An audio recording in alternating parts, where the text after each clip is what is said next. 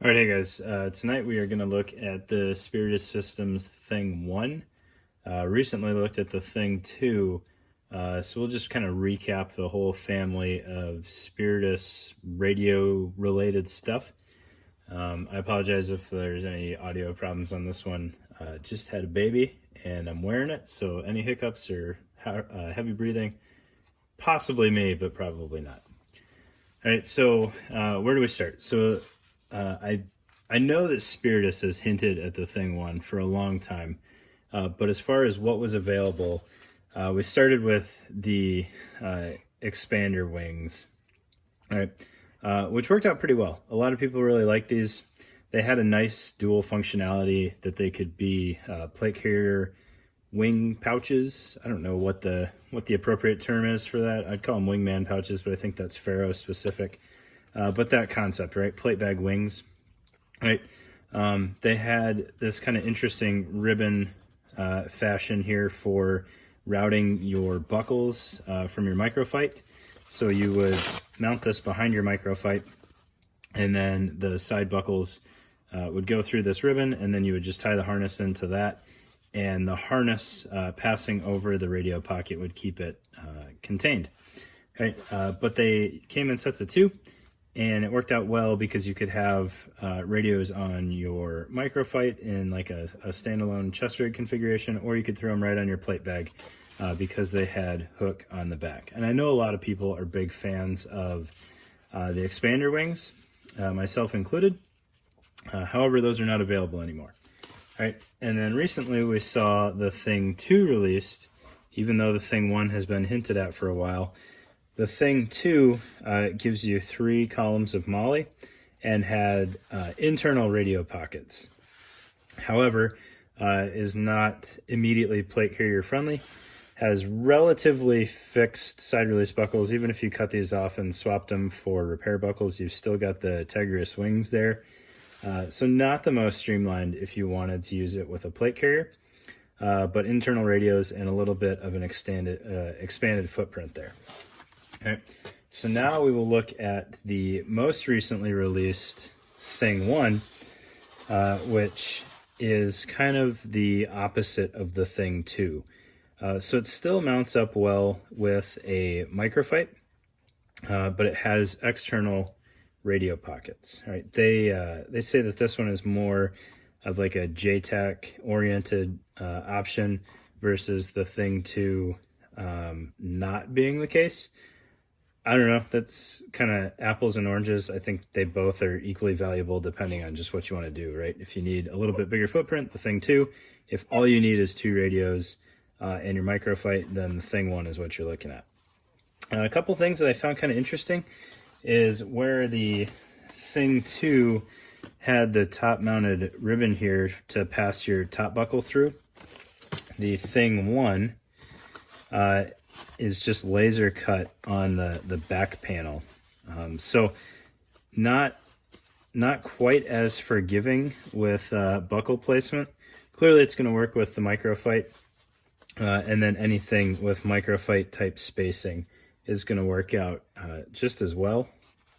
Another thing to note with the Thing 2, if you had a 4 mag footprint on your placard, it could still work on the Thing 2. You might just overhang some of that MOLLE interface there.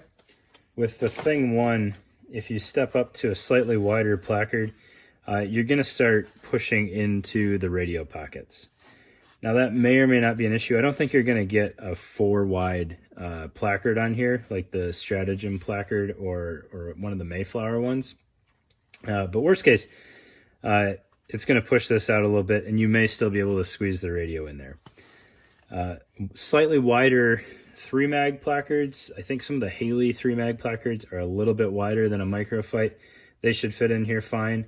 Or if you had something done like a triple 308 placard, that would probably still work out all right. And the reason why I say that is these radio pockets are pretty generous, which I'll get to in a little bit. All right, so oddly enough, there's quite a bit different going on this one versus the Thing 2. So we already talked about how the top is just the laser cut for the buckle pass through. The back is very similar. I didn't clarify this enough on the Thing 2 video. This X is just on the Velcro underneath. So this is a Velcro sandwich here so that you can insert your danglers, but this X does not close the pocket. That wouldn't make any sense. Didn't think I'd need to say that, but I'm throwing that out there now. The X does not seal this pocket. It's just holding the Velcro in place. All right, and then the back is flush all the way across. You've got webbing loops on the sides here for your repair buckles. So if you had your microfight, you take your buckles off the sides of the microfight and you throw them on here, and that's where your harness terminates now. All right. Looking at the front of this thing, on both sides of the radio pocket, you have some laser cut moly as well as laser cut routing holes, which the laser cut routing holes correspond to the shock cord that's provided, as well as the extra shock cord buckle there, so that you can put like a tourniquet retained with shock cord or whatever else you want to. I don't really know what else you would use side-mounted shock cord for that you trust. I don't know. All right, but it also has moly. So in theory, you could have a pistol mag pocket on each side of this. You could do, you know, tourniquets internal and then something on the outside so that you keep some of that bulk down. Or maybe you've got something super thin that you want internal and then tourniquets on the outside. All right. Also looking at the radio pocket, it has a vented bottom here. Just by its construction, it doesn't necessarily serve any real purpose. And then it's got venting on the face, which is just going to allow for some better heat transfer.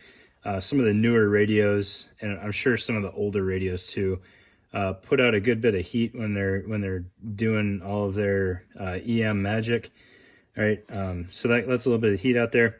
It might also correspond to some of your speaker faceplates on various radios if you're using the built-in speaker, which I don't necessarily know why anybody would be doing that. Right.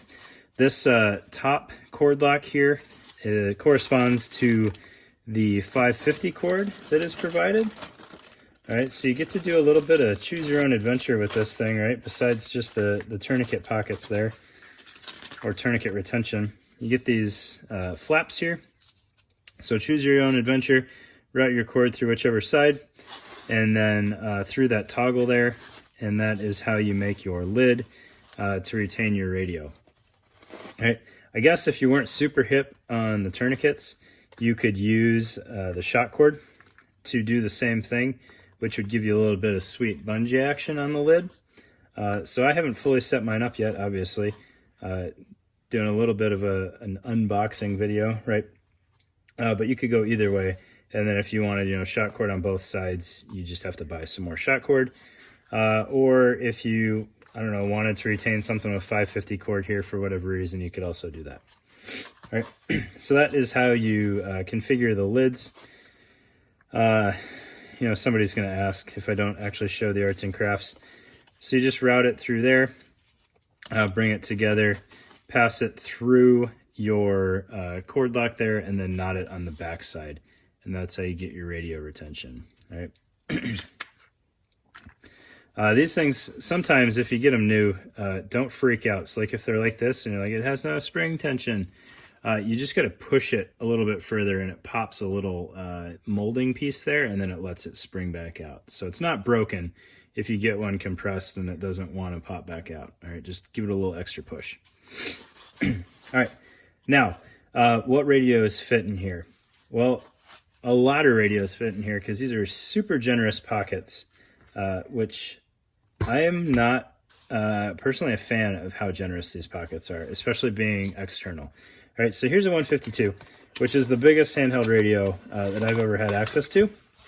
And you can see there is a good bit of room in there. Now, I would imagine that room is in there to accommodate like a PRIC 163 or an MPU 5, neither of which I'm cool enough to have access to. I assume they're a little bit bigger than even the 152. So that's what you're working with there. Just to show that again, you know, 152 bottomed all the way out. You're coming up to, you know, just the bottom of the speaker there with the lid, or actually even with the faceplate. And then I don't know how well that's going to show up, but there's about a 1/2 inch pocket, maybe even 3/4 of an inch pocket on the back of that. All right, so a little loosey-goosey in there. If we try something out like our commercial Motorola's, they are swimming even a little bit more. However, once you throw the side connector on here, it's going to take up a little bit of that slack going sideways. So I think in reality the fit is going to be about as good as the 152, maybe a little bit looser. And then just for kicks, because I think we're going to see an expansion in LARPing now that Dakota Meyer has said that's not okay. You can fit a Bofang in a Milwaukee custom Kydex carrier, and that actually fills it out pretty well. Clearly you have a good bit of height left over, but width-wise, that's almost the best option. Not that you're going to choose to cart around a Bofang in a Kydex pocket instead of a 152. Right? I don't have my dummy embitters handy. However, I would imagine they fit about as well as the 152. But that's that, yeah. So that is the Spiritus Systems Thing 1. I think, you know, all said and done, my ideal solution would probably be the Thing 2, just because I like the way the radios are internal. I think the radio pockets are sized a little bit better, and then you have a little bit more flexibility. So with the Thing 2, if you have a loose radio in there, being internal, you just got to tighten this up a little bit more and it's going to pull it closer to your body. With these, that slack is kind of always there. Now what you could do, if that was a real big concern of yours, is you could use that shock cord and you could go through the side holes here around the face of your radio internal, and then through the other side, and you could take up a good bit of slack that way, I would imagine. However, that's a little bit more arts and crafts than I'm a huge fan of. And then one other thing that I think would have been really neat for them to incorporate on here is kind of with the way this pocket is assembled here, this bottom portion is partially the back of the pocket and not the back of the vest here, or the panel. I would have liked to have seen this be free running with Velcro on the back, so that I could adjust the ride height of the radio. It's not too bad with a 152, and it's much more forgiving in a chest rig format, but after using the Cry Airlight radio pouches, I really like the ability to sink that 152 further down in that pocket, so it's less in my face and my armpit and interfering just a little bit more with the stuff on my belt.